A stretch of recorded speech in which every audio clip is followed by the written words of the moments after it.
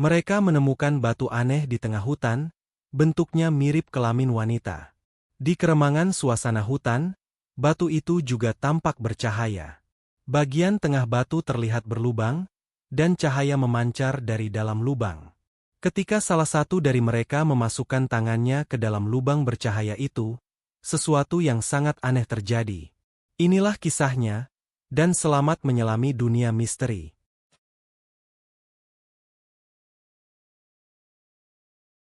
Hutan Kranggan sering dijadikan tempat berkemah bagi para pecinta alam. Selain asri, di sekitar hutan itu terdapat tanah-tanah kosong yang bisa digunakan untuk mendirikan tenda.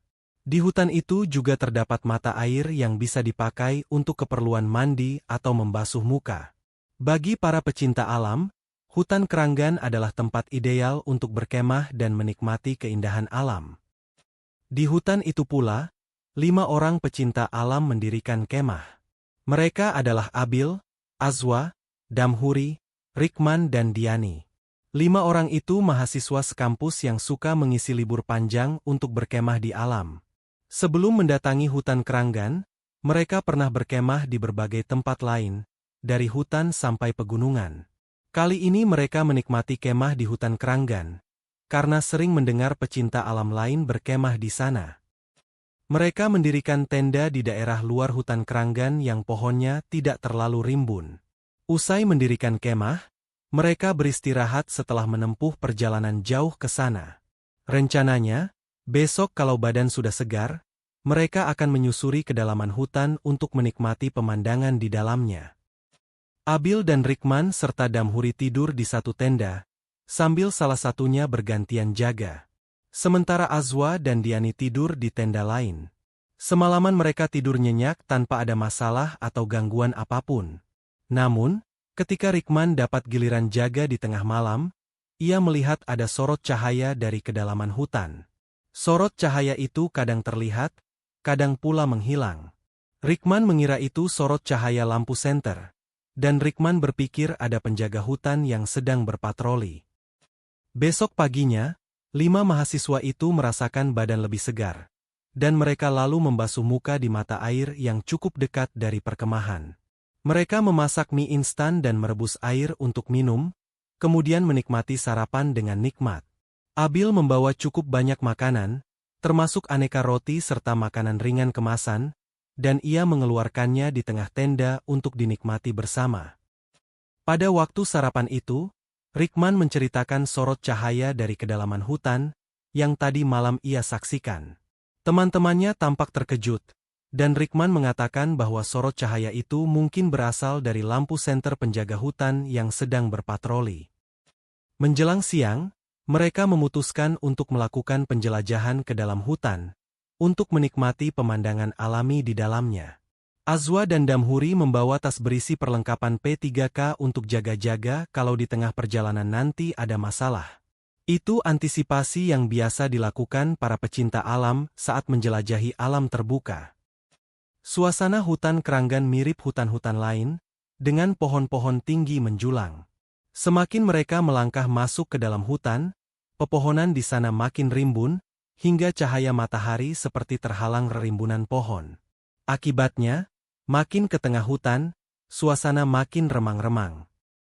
Waktu itu Rikman dan teman-temannya merasakan suasana hutan seperti menjelang maghrib, padahal jam di tangan menunjukkan saat itu masih siang. Rikman juga mengingatkan teman-temannya untuk terus membubuhkan tanda kapur pada pohon-pohon yang mereka lewati, agar nantinya tidak tersesat saat kembali ke kemah. Ketika menjelajah di hutan itu, beberapa kali mereka bertemu hewan di sana, namun bukan hewan buas. Hanya monyet atau lutung yang sedang berloncatan di dahan pohon, burung-burung yang bersuara riuh, dan bekicot-bekicot berukuran besar yang sedang merayap di tanah. Seiring perjalanan, Damhuri menengok jam di tangannya, dan jarum jam menunjukkan pukul 16 sore. Ia sedang bermaksud mengajak teman-temannya untuk kembali ke perkemahan, ketika tiba-tiba muncul sorot cahaya dari arah samping. Dengan kaget, Damhuri menengok ke arah sorot cahaya itu, dan teman-temannya ikut melihatnya. Rikman berkata, "Ini kayaknya sorot cahaya yang aku lihat tadi malam." Didorong rasa ingin tahu dari mana cahaya itu, mereka lalu melangkah ke arah sumber cahaya tersebut. Mereka menerobos rerimbunan pohon, dan melangkah ke arah datangnya cahaya. Sampai kemudian mereka tiba di sebuah tanah kosong yang tidak terlalu luas, dan di tengah tanah kosong itu ada semacam meja batu setinggi 1,5 meter. Di atas meja batu ada batu lain setinggi setengah meter, tapi bentuknya agak kotak. Pada bagian depan batu aneh itu terdapat lubang yang menyala terang, dan sorot cahaya yang tadi mereka lihat sepertinya berasal dari lubang di tengah batu itu. Rickman dan teman-temannya berdiri di hadapan batu aneh itu, dan terpesona menyaksikannya. Lubang yang ada di tengah batu itu memanjang dari atas ke bawah, dengan bagian tengah yang membuka lebar. Damhuri berbisik kalau lubang di batu itu mirip kelamin wanita. Diani setuju, karena ia juga berpikir begitu. Tapi sebenarnya yang aneh bukan hanya bentuk batu dan lubang di tengahnya, melainkan juga cahaya di lubang batu tersebut. Tebal batu aneh itu sekitar 30 cm. Jadi kedalaman lubang di tengah batu juga pasti sekitar itu. Karenanya, Damhuri lalu memberanikan diri memasukkan tangannya ke dalam lubang di batu, untuk tahu apa yang membuat lubang itu memancarkan cahaya. Pikir Damhuri, siapa tahu di dalam batu ada lilin yang menyala atau semacamnya. Damhuri memasukkan tangan kanannya ke dalam lubang, sementara teman-temannya menyaksikan dengan penasaran. Mula-mula, Damhuri hanya memasukkan tangannya sampai pergelangan tangan, namun ia mengatakan tidak merasakan apa-apa di lubang itu. Ia lalu memasukkan tangannya sampai sikut, dan akhirnya seluruh tangan Damhuri masuk ke lubang sampai mentok ke lengannya. Pada waktu itulah mereka mulai sadar ada yang aneh. Rickman buru-buru meminta Damhuri menarik kembali tangannya.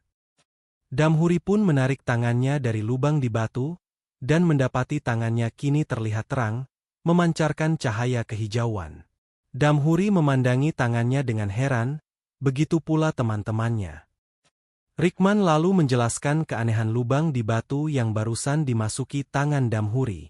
Menurut Rickman, ketebalan batu itu hanya sekitar 30 cm, dan lubang di batu pasti tidak akan lebih dari itu. Tapi Damhuri bisa memasukkan seluruh tangannya yang lebih dari 30 cm, dan tangan itu bisa masuk seluruhnya tanpa tembus ke belakang lubang. Rickman lalu memperhatikan bagian belakang batu, dan mendapati batu di bagian belakang benar-benar rapat, tanpa lubang sedikit pun. Jadi bagaimana Damhuri bisa memasukkan seluruh tangannya ke dalam lubang di batu? Damhuri serta yang lain mendengarkan penjelasan Rickman, dan kini mereka juga heran dengan kenyataan itu. Azwa lalu punya usul untuk mencoba memasukkan sesuatu yang panjang ke dalam lubang di batu, untuk tahu sampai berapa panjang lubang itu dapat dimasuki. Mereka lalu memperhatikan sekeliling, mencari-cari benda yang sekiranya dapat mereka masukkan ke lubang di batu. Abil menemukan ranting cukup panjang, sekitar 1 meter, lalu ia mencoba memasukkan ranting itu ke dalam lubang di batu. Mereka sama-sama menyaksikan ranting sepanjang 1 meter itu bisa masuk semuanya ke dalam lubang, tanpa tembus sama sekali. Dan ketika Abil menarik ranting itu, mereka mendapati ranting itu juga memancarkan cahaya kehijauan, seperti yang tadi mereka lihat pada tangan Damhuri. Mereka semakin penasaran dengan lubang bercahaya di batu itu, dan jadi terpikir untuk memasukkan benda lain yang lebih panjang. Rickman melihat ada pohon bambu tidak jauh dari tempat mereka berdiri, dan ia pun mendatangi tempat itu. Sesaat kemudian, ia kembali dengan membawa bambu yang panjangnya sekitar 3 meter. Dengan sedikit berdebar, Rickman mulai memasukkan bambu panjang yang ia temukan ke lubang di batu, sementara teman-temannya memperhatikan. Batang bambu itu mulai masuk ke dalam lubang di batu, dan terus masuk. Semeter, 2 meter, dan terus masuk, sampai akhirnya batang bambu sepanjang 3 meter itu masuk semuanya ke dalam lubang, tanpa tembus sama sekali. Rickman dan teman-temannya tercengang. Dan ketika Rickman menarik kembali batang bambu dari lubang di batu, mereka mendapati batang bambu itu kini juga bercahaya kehijauan. Damhuri mengeluarkan pertanyaan yang sedari tadi dipikirkannya. Ini sebenarnya lubang apa? Itu pertanyaan yang juga ada di kepala teman-temannya.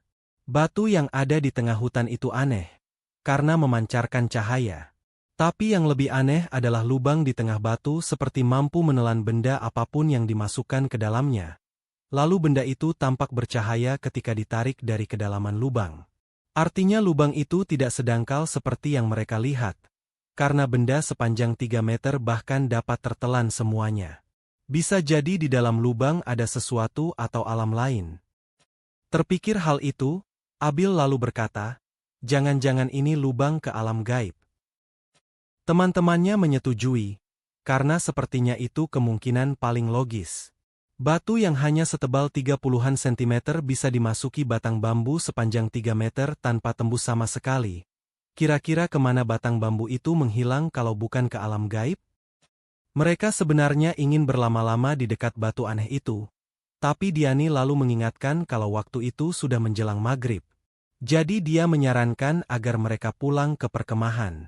Besok kita bisa kembali ke sini sejak pagi, ujar Diani pada teman-temannya. Damhuri, Rikman, Azwa dan Abil setuju dengan saran Diani. Lalu mereka pun melangkah meninggalkan batu di tengah hutan itu, untuk kembali ke perkemahan. 5 mahasiswa itu sama-sama penasaran, dan besok pagi mereka akan kembali untuk memecahkan misteri batu aneh itu. Jangan lupa like, komen, share dan subscribe, agar tidak ketinggalan kisah-kisah misteri lain di channel ini. Sampai jumpa di kisah berikutnya.